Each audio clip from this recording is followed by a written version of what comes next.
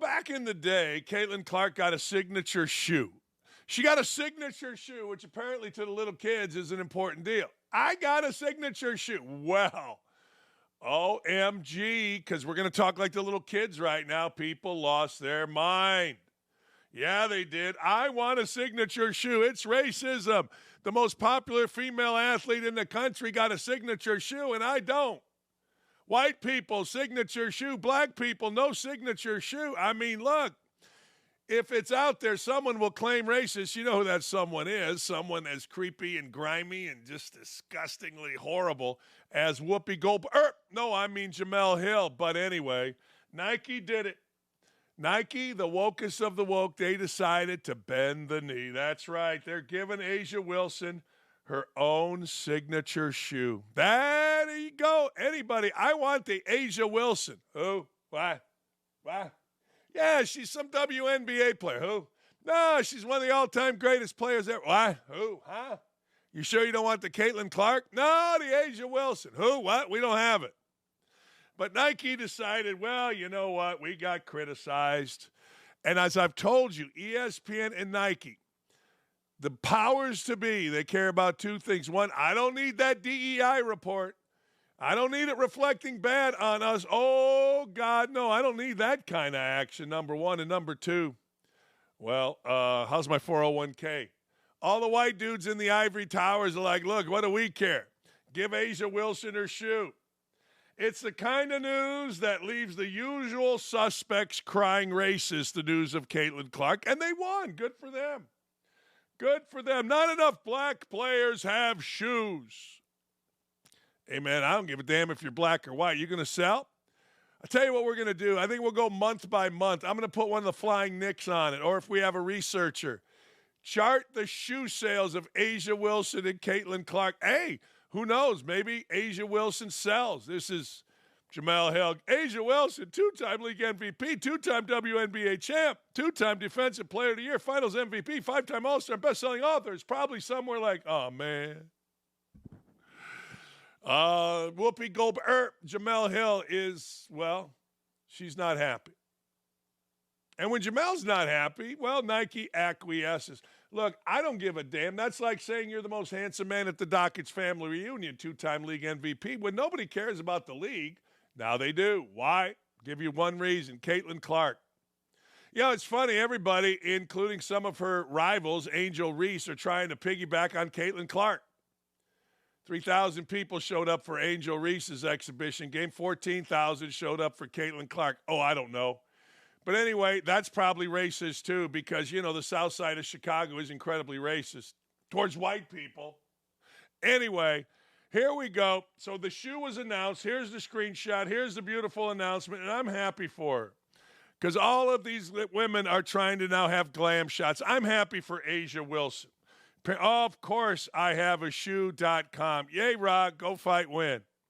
Everybody's getting all glammed up. Yay, Ra. I'm glammed up. Look at me. I wear my shades. These are like little kids. These aren't young adults. These are like little kids. I want my shoe. I've got to have my shoe. And if I don't get my shoe, I'm not happy. I'm not going to play. It isn't a matter of my team. It's a matter of my shoe. You're racist. I'll show you. I'll get my shoe. Ooh, that rhymes. But anyway, I wish I even cared a little bit about this. It's just fun. It's just fun to see companies like Nike bend the knee. It's just fun because it just once again shows you that I'm right. I told you this about ESPN. ESPN Building 4. I don't know what floor it is. Maybe it's the 4th floor. It's not that tall building. Maybe it's the 6th floor. The white dudes up there, the DEI women hires up there, they don't care about nothing. You think they care about programming? You think they care about announcers doing a good job? Why the hell do you think we have Doris Burke doing the NBA Finals? Seriously. She might be the worst announcer in the history of broadcasting. An incredibly nice woman. I worked with her once. Wonderful to be around. But arguably the worst announcer in the history of the NBA. And I'm including Bill Walton in that. And I'm including Bill Russell in that. I am. Those two guys actually did the NBA, and I think they both did the finals. I remember Bill Russell going, who's this guy? And then once they explained it to me, I was a kid. I didn't know. I'm like, oh, okay. But God, was he bad. And then Bill Walton came along, and it was unwatchable. But Doris, baby. And I am not even talking about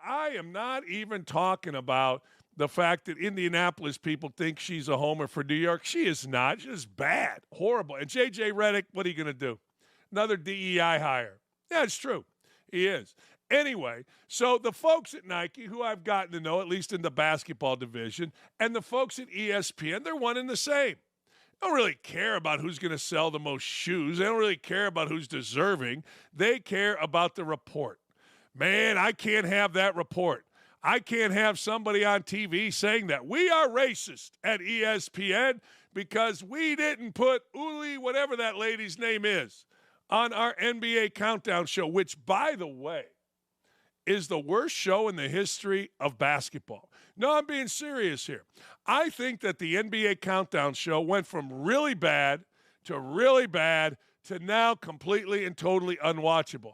Two old dudes sitting there that never played, Stephen A. Smith and crumply old Michael Wilbon, sitting there doing what? Well, I think, okay. And then some women up there that don't know their ass from third base, and Bob Myers, general manager who put together the Golden State Warriors, has to sit there among them. But you know what? The boys in Building 4, they ain't going to hear about the DEI. They ain't going to hear about any kind of negative publicity relative to race. They got that covered. But make no mistake, ESPN cares not about programming. Hell, even the guys doing it told me that. Even the guys that are in Building 4, not the higher ups, the ones just below are like, yeah, Dan, what are you going to do? Long as we don't get called racist, long as we don't have a bad report, we're good. So this isn't something I'm just saying. And this is no different than Nike. Well, I'm sure Asia Wilson, whoever the hell Asia Wilson is, has her own shoe coming, even before Caitlin Clark. But isn't this all so silly? It's amazing the stuff in our country we bitch, whine, and moan and worry about. I got to have my own shoe. Really? Over in these countries, across, the big ponds, they're worried about where they're going to eat. Yeah, that's right. They're worried about where dinner's coming from. I want my shoe. I'm a 2-time MVP in a league nobody cares about. Until a girl came in named Caitlin Clark, and everybody cares about it. Nah, it's dirty work. It's dirty, dirty work, ladies and gentlemen, but I'm here for it. I hope Asia Wilson's great. Because Caitlin Clark's in the league, I plan on watching when they play Las Vegas. All right. Legendary football coach and big-time friend of the show, Lou Holtz, has started his own podcast, and we support it. I'll tell you why we support it. Anybody that supports us, we support them. That's just the way we operate, ladies and gentlemen. Urban Meyer went on podcast. Urban Meyer, another friend of the show, and we support Urban Meyer, and we support Lou Holtz. He went on the show and likened NIL to cheating. That's not what the intent is. Now, let me explain what the intent was of NIL. Name, image, likeness. Now, I'm going to go back to something. Last week, we reported on Boise State's football coach. Boise State's football coach said, yeah, no freshmen are getting money to come here. Play well, we'll help you. Name, image, likeness. Because, frankly, nobody knows who any of these freshmen are. Now, that pissed a lot of people off. And I said, yeah, this guy's going to be out of business in a few years. Maybe he is, maybe he isn't. But the bottom line is that's what it was intended for. Guys there, great freshman year. Next thing you know, opportunities abound. Opportunities abound left and right. Well, guess what? Urban is right. This is blatant cheating. This is blatant cheating with nobody there to police it. If you're a woman basketball player, like the great girl from Iowa, and they want to put her on a billboard and pay her, they should be able to do that. But that's not what happened. What happened is the arms race of collecting money from donors, and the donors are simply paying players. That's what I understand is happening, and I don't like that. Well, hold on a second before you all rip into Urban Meyer. Name one time where there was a serious investigation into Urban Meyer paying players. One time. Never happened. So before you all go, well, he had bad guys that got arrested on his team. Hey, man, okay. All right. But name me one time Urban Meyer was accused of paying players. You can't. Whether it was at Bowling Green, Utah, Florida, Ohio State, you can't name one. So shut up with all the, yeah, but Urban Meyer's one to talk. He is one to talk because he's been involved in it. He is involved in it, right smack in the middle of it. And never cheated, at least according to the NCAA. Now, according to fans, well, he had, shut up.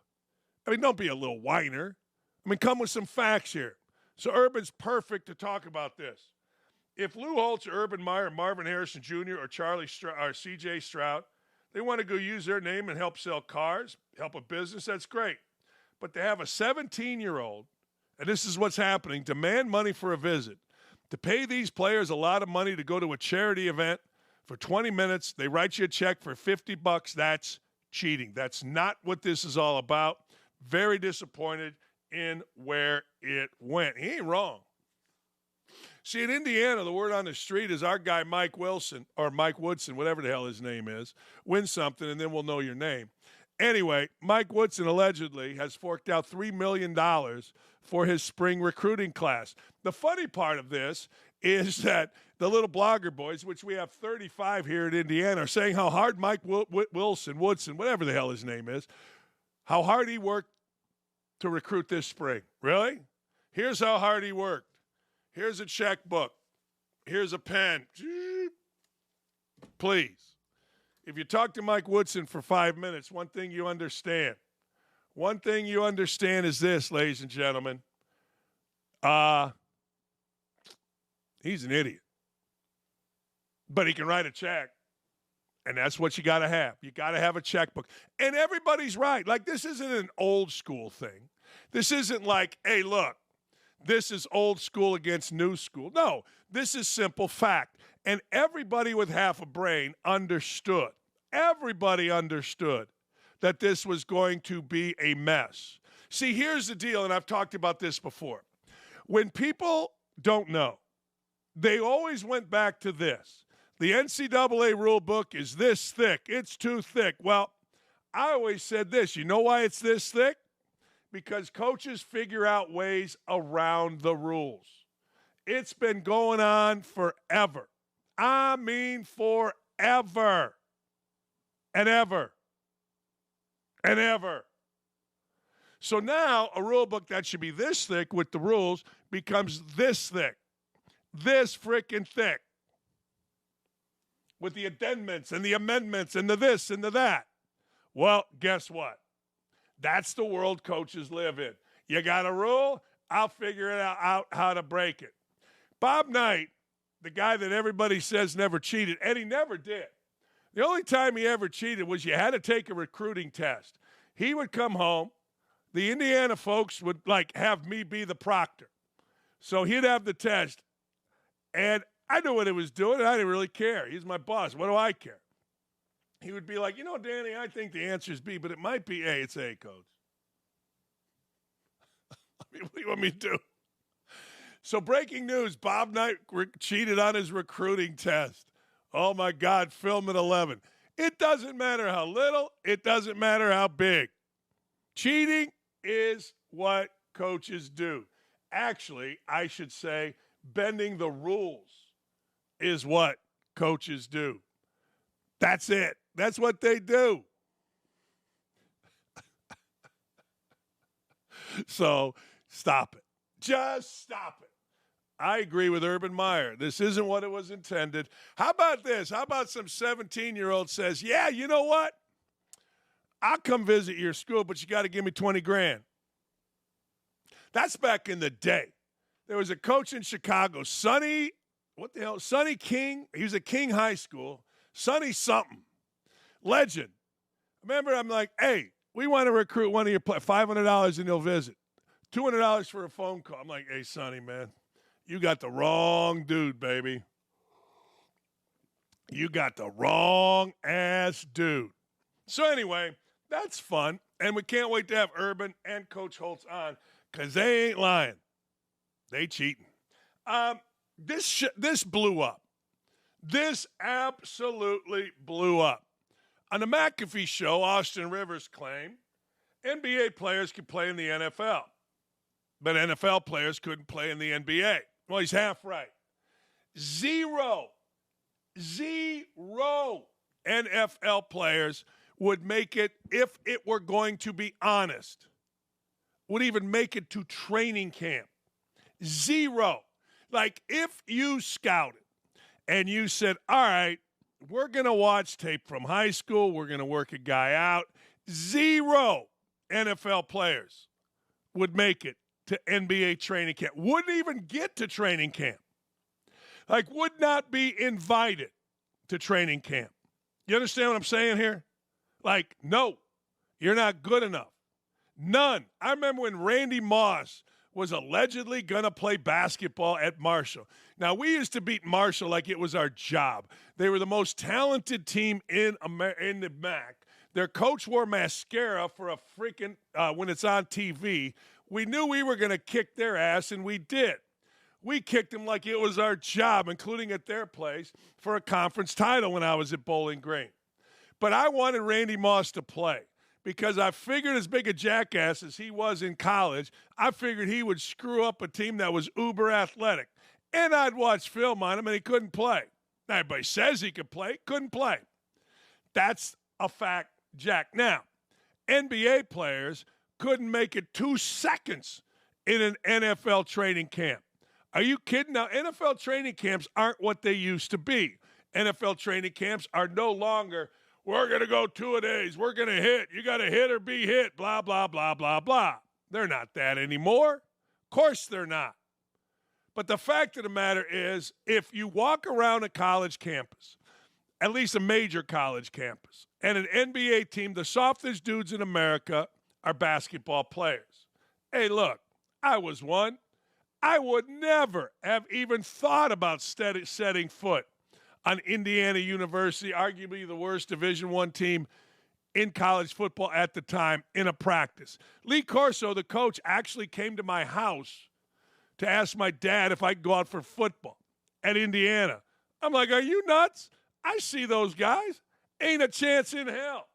So Austin Rivers says, well, you know, you can do it.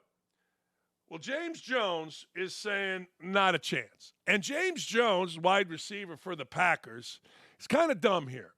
I like James Jones. He's on Carton's show, and I'm kind of a fan.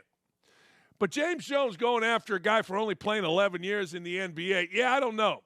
Here's the first of our real beefs. This is real beef. Let's do it. We got beef right here. Let's hear from James Jones about Austin Rivers. Let's just get this straight. Number one, they put in a flop rule in the NBA because you guys are soft. Oh, no. Oh, God. See, now you guys started. You guys started a trend of rest games. That's what y'all started. And now y'all want extra votes and all that type of stuff to win the MVP because you only play 22 games out of 82. Y'all started that, so y'all all sorry. Number two, you said 30 dudes. If you would have said one dude, maybe Anthony Edwards could play safety or something, I'd have listened to you or something like that. You said 30 dudes. No. Number one, put respect on our sport. That's number one. It is not just run and catch the ball and turn around. It ain't just hand the ball off and do that. It takes a lot of work at your craft to do what we do on the football field. And Austin Rivers, if you stepped on the football field, homeboy, you wouldn't make it. We know that right now because you barely made it in the NBA. And I'm just keeping it a buck. Football is not an easy game, dog. That's why a lot of football players, basketball players that stepped on the football field, step right back on the basketball court because it's not an easy game. It's a lot that goes into the NFL. And you're not about to walk into the NFL and think you're just about to catch and turn around. Try again, homeboy. Do your research on the NFL, man. Watch some football games, old games, new games, whatever you want to watch, and catch up on it, man, because 30 dudes in the NFL and the NBA ain't doing that, homeboy. Drop the mic. May 8th, 2024, James Jones, day to go in. Now, who are the idiots in the background? Honest to God. Well, he's right about that. No, he is.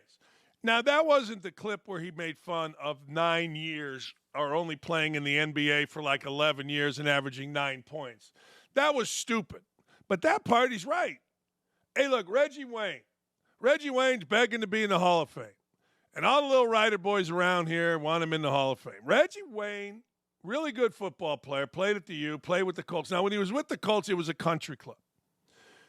Flat out country club. He didn't want to retire. Colts cut him.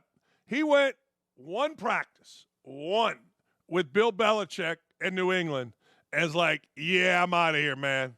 This is too tough. No, this ain't the country club that I'm used to.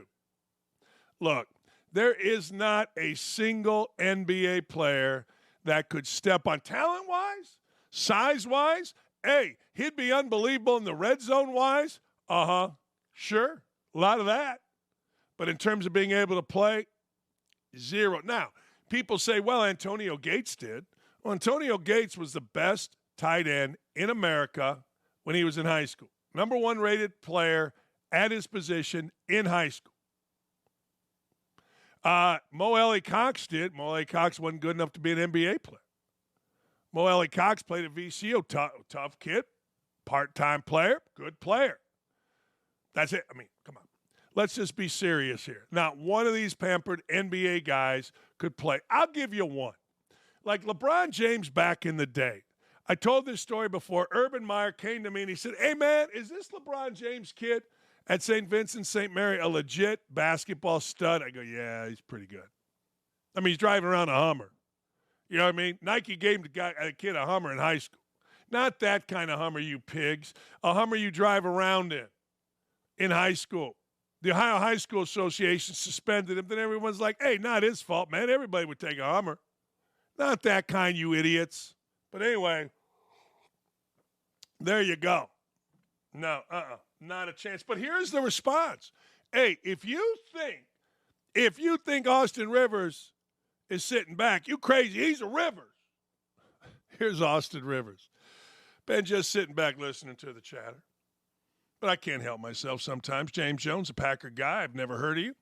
But listen, here y'all, little meathead, fall back, talking about you barely made it in the NBA. Bro, I was a lottery pick who has already played 11 years. You played 8, 9 in the NFL. Make it make sense. By your own logic, you barely made it. You sound salty. Beat it. I love the beat it. I do. I'm a big fan of the beat it. I am. Here's Austin Rivers talking. I like this too. So he said you're a little meathead. He said he's never heard of you. Cool. He said you sound salty, and he told you to beat it. James Jones, what do you say to Austin Rivers? All right, homeboy. Since I'm a meathead, I'm gonna stick with my homeboy, man, because we on TV. All right. I see 11 seasons, 7 different teams, top 10 pick. I see averaging 9 points a game over your career, 2 rebounds, 2 assists over your career. That's it? Top 10 pick. You know what that sound like What to that me? sound like? In the streets, we call you a bust, homeboy. That's what that sound like. Now, if my daddy played in the NBA and I was coming out of the draft, I'd probably be a top 10 pick too, homeboy. But once I get into the league, I'd have handled my business. Now, I led the league in touchdowns. I won a Super Bowl. In the highest league. You did none of that. You don't got no all-stars. You got no nothing. Well, you're not going to have that because you got 9 points, 2 assists, 2 steals in the game. 65% free throws. So I ain't even going to keep on going back and forth with you. All I'm going to say is you 6'4", 200, maybe you should have tried football. You might have had a better career, homeboy, because basketball was not your career with what I'm reading right here. So I'm going to leave it at that. I don't go back and forth with people on Twitter. Yeah, that's just really stupid. I mean, God dang, you play 11 years in the NBA. But here's Austin Rivers come. We got beef today. What can I tell you? I like me some beef. We got beef today. I think that's it. Don't we? I thought we said we had Austin Rivers' response. No? Oh, no. Okay. You're right. Oh, Austin Rivers came back and said, look, I never heard of you, blah, blah, blah, blah, blah. Well, we got beef. I'm not mad at beef. I'm digging beef. Look, I don't know who won the exchange, but I do know this. There's not one NFL guy that can play in the NBA, and there's not one NBA guy that can play in the NFL. But you know what? Austin Rivers took a swing. He took a big, fat swing. He did. They got beat. I mean, okay, who cares? But he ain't wrong. Well, he is wrong. Not one. You have no idea the level of little batch NBA players are. I mean, you just don't. Oh, my God. And I tell you this, James Jones ain't wrong. They did put in a flopping rule because everybody gets touched, falls down. Hey, we got more beef. This is big beef. This big old beef. This Shaq, Shannon, Sharpe beef. Yeah, listen to this. They're trading blows. After Shannon Sharpe called Shaq jealous of Nikola Jokic, after the former NBA big old crazy man claimed that Shai Gilgeous-Alexander should have won the MVP award. We got beef. It's an all beef Monday. You took me sticking up for Shai as jealous of Joker. Shows how smart you are and how you say anything to get clicks, Shaq is saying. So here's some clickbait for you. If you ain't ranked in the top 10 in your position, then you can't speak on me. Don't forget, I know what you did to get where you at, Mr. Jealous. Sounds like you jealous. I know you trying to stay relevant by gossiping on your podcast. We don't believe you. You need more people. And in case you forgot, 4 rings, 3 finals MVP, top 15, top 75, Google me. And to be quite frank, all this new success you got, you're still under me. You don't know my work ethic, but according to you, I work less than you. But I'm worth more than you. Make it make sense. Love you too. If you need help making money, it's better than gossiping. I'm too old for this ish. Love is always the most dominant. Wait, love is always the most what? I don't know. Let me see. Love is always the most dominant big men ever who never took it serious. Remember, I don't know you. And in the words of Skip Bayless, I'm better than you. Here comes Shannon Sharpe. I wish I could do this in Shannon Sharpe voice, but I can't speak like that. I love you, Shaq, but damn, you need to get some thicker skin. Don't take offense to everything. Just say stuff like 4 rings. That's an argument of a 10-year-old. No wonder Phil talked about how much he had to accommodate you and your feelings. All right. With that being said, you're a generational whiner. This man-child needs therapy. You don't see any of his big man counterpoints belittling previous and future generations. Just stop with the insecure bullying, small blank energy. It's effing embarrassing for a 50-year-old man. Don't forget, you told me you're still illiterate, and you can't last more than 30 seconds in the bedroom. That's why your ex-wife wasn't in love with you. Wow. Wow. Man, oh man, the great mumbler, Shannon Sharpe, mumbled his way through something interesting. I mean, once they got through all the mumbles, that's pretty strong. Don't forget, you told me you're still illiterate and you can't last more than 30 seconds in the bedroom. And that's why your ex-wife wasn't in love with you. That's going for the throat. Remember, his ex-wife said, yeah, I wasn't in love with Shaq. Well, really? Oh, well, I'm shocked at this. A woman spreads her legs, marries a dude, divorces, gets a ton of money, and it's revealed later that she wasn't in love with an NBA superstar. Where have we heard that before? Holy cow. Where have we heard that one? Woman, opportunist, spreads her damn legs, takes the big beef, and next thing you know, divorces the big beef and takes all the big beef's money. That is what Shannon Sharpe is referring to. Look, I got to tell you, these NBA beefs crack me up. These are the dumbest of the dumb. Now, one of the smartest guys ever, Isaiah Thomas, and he is one of the smartest guys ever, is beefing with Michael Jordan over something that happened 30, 40 years ago. Olympic team, 1992. I'm no math major, but that's 32 years. They're beefing over who said what and what said who. I don't blame them. Hey, look, it puts you in the public eye. It puts you in front of people. It makes people remember you as you get into your 60s. But damn, I got to tell you, all this beefing is funny as hell. So let's review. Thus far, we got beef. We got James Jones and Austin Rivers. That's little beef. Then we got the triple-decker sandwich of Shaq and Shannon Sharpe. Now, I've heard both speak, and I'm surprised anybody could decipher what the hell both of these mumbling clowns had to say. But hey, what are you going to do? We got Nike against DEI. There's a beef. Urban Meyer and Lou Holtz against NIL. There's a beef. There you go. All right. Apparently, we got Rasheed Wallace. I don't know. Rashee Rice, battling against being a human being. Rashee Rice, the wide receiver, apparently is like a subhuman. I don't know what the hell you call this idiot. He gets in a car wreck where he's going 300,000 miles an hour in a rented Lamborghini, crashes, injures people, walks away like he's something. He and his boys just walk away. Next thing you know, we got a bunch of charges. Wait a second. Am I supposed to bring in Nick occasionally? Hold on. I forgot. I didn't know this was new TV, Nick. Oh, man, my bad. We'll get to you. This is brand new TV. What the hell?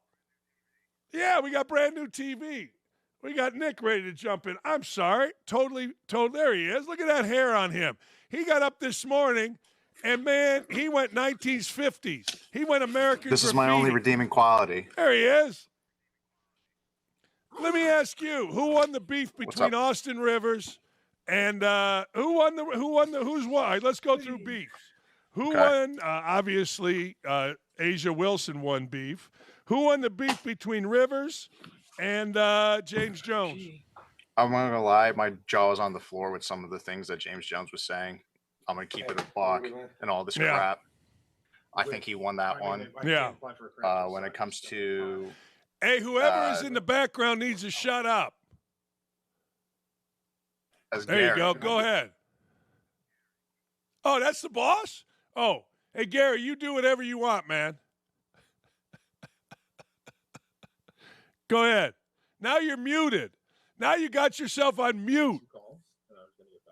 I know you don't like Shaq, but I think I like Shaq a lot, but Shannon Sharpe won that one.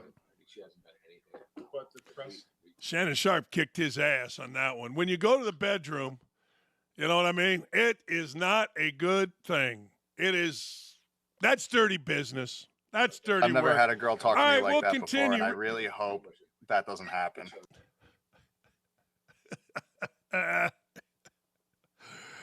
Rashee Rice, ladies and gentlemen, his SMU skeletons have surfaced amid recent arrests, and they may impact his NFL discipline. No, I don't buy it.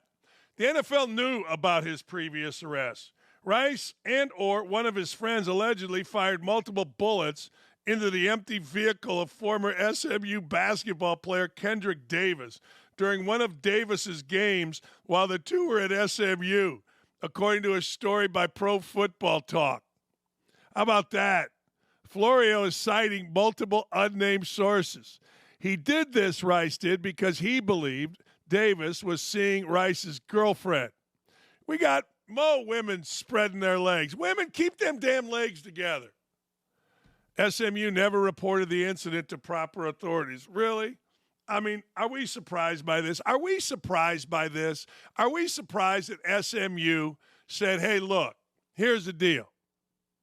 We're going to cover this up because Kendrick Davis was their best basketball player, really good point guard, and this idiot, Rashee Rice, was their best football player.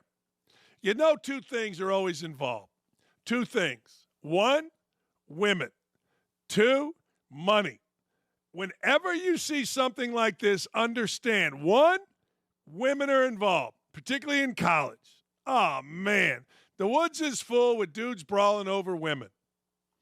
Two, money. Now, that's more of a high school thing, but whenever you see a high school coach fired for no reason, you can bet your ass it was one of two things.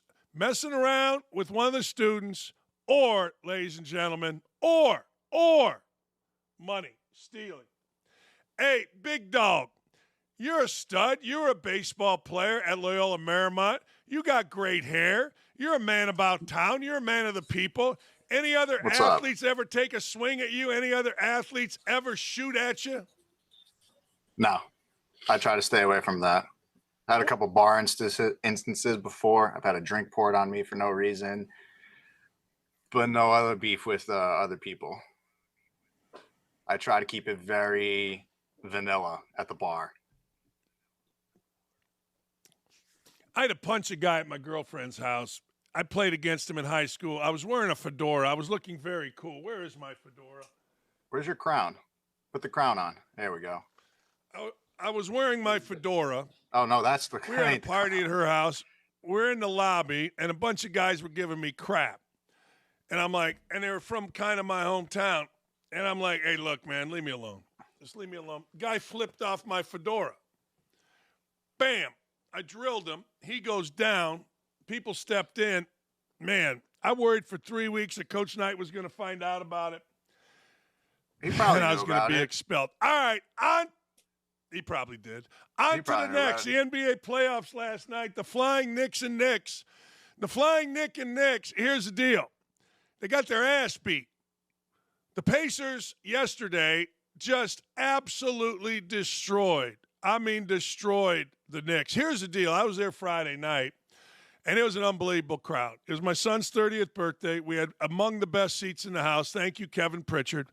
And next thing you know, ladies and gentlemen, Andrew Nebhart fumbling a ball who was like 0 for a million, throws one in from, 26 feet. Pacers win. Crowd nuts. Well, it carried over. Man, the Knicks looked tired yesterday. They just looked exhausted. The Pacers looked energized. Pacers and Racers, baby. Pacers and Racers is alive and well. Now, it goes back to New York. I hate to say this. No, I don't. Knicks are done. I said before the series, Pacers in 6. I stick with Pacers in 6. They're going to go into New York, beat that ass, and next thing you know, come home and beat that ass again. Hey, how about the weirdest series ever, the Nuggets and the Timberwolves? Let's be honest. When the Nuggets lost 2 at home to the Timberwolves, and they lost it bad, we all thought, you know what? Here's the deal. It's over. It's done. Might be over these next 2 games. Well, guess what? And the Jokic said, nay, Nanook. It ain't happening on my watch. And the Joker went out along with his teammates and kicked ass. Series is now tied 2-2. I got to tell you, I'm a little bit surprised by this. Nick, you and the other Nick, you're Knicks fans. See what I did there? 3 Knicks. Here's the deal. I just said I think the series is over. You think the series is over? Where do you think this will end up? Nope. Probably going to 7. I can't see the Knicks losing the next game at home. And if they do, then it's a wrap. Then it's going to be Pacers in 6. But, how do you possibly How do you possibly see Hold on. How do you possibly see the Knicks winning the next game? Brunson, without question. Josh Hart will step up. Dante DiVincenzo will step up. No, he's right, though. But here's the thing. You're right. They do look gassed. And it just goes to show you how bad the Knicks need OG and Mitch Robinson. I love Deuce McBride, but he can't come off the bench and do what OG does. So. But I agree kicking. The ass kickings will begin, and they will end when this series is over in Indianapolis. I don't even know what day, Thursday or Friday. I'm not sure. A little bit of a change. See, you got to understand about, was it you or was it the other Nick that was drinking beer, celebrating a win in the second quarter? Oh, it was me. I own that L. I eat that L like there's no tomorrow. It was during the Sixers, though. We still won the series, so I'm not really mad at that. I was getting a little tuned up with my friends. We were at the bar. They were looking real good. Here's the funny thing. So at the half, we went to this bar close to Madison Square Garden, and it was close to the end of the fourth quarter. It was like 98-92, some score like that. Me and 2 of my friends ran from the bar to Madison Square Garden in the front because we thought they were going to win. And then we wanted to be involved in the crowd because it would have been, clinched to go to the series with the Pacers. And then we see the bar, Mustang Sally's outside, and Tyrese Maxey hit the 3-pointer at the logo, and it tied the game. So now we're sitting at the bar, we're just watching, and then it just went down. The stock went down. So we ran all the way from one bar to the Madison Square Garden just to watch them lose.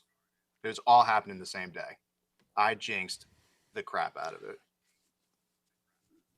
Why am I not surprised? Hey, Tommy Lahren is fearless. The show will now be 5 days a week. Programs will drop daily, 1 p.m. Eastern time. Well, you'll be able to stream all of Tommy's shows. That's right. From the OutKick website to Facebook, Twitter, YouTube, and the Fox Nation app. Again, be sure to catch Tommy 5 days a week beginning 1 o'clock Eastern Time.